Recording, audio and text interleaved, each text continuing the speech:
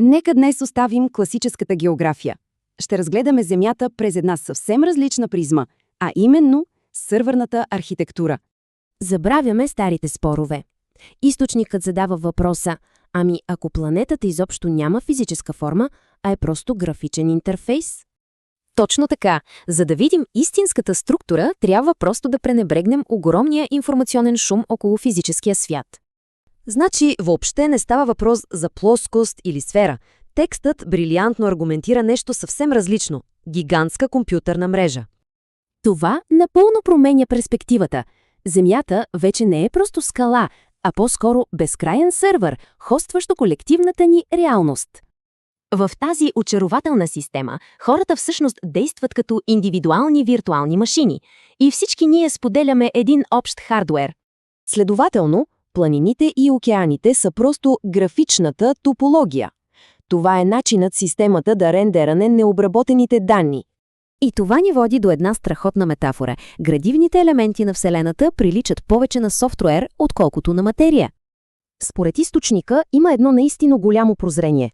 Ако числата са системната азбука, то геометрията е самия софтуер.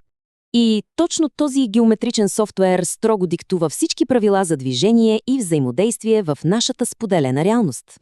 Текстът контрастира познатата физика или версия 1 с версия 2.0, едновременна обработка на минало, настояще и бъдеще. И в тази напреднала архитектура физическата форма категорично не е константа. Тя е просто гъвкава променлива в кода. Това означава, че тази променлива в кода се адаптира динамично според текущото ниво на нашето колективно съзнание. Добре, но каква е крайната екзистенциална цел?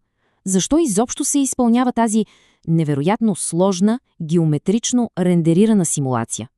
Авторите са много ясни тук. Смисълът е в самия труд и усилие, а голямата цел е свободният избор.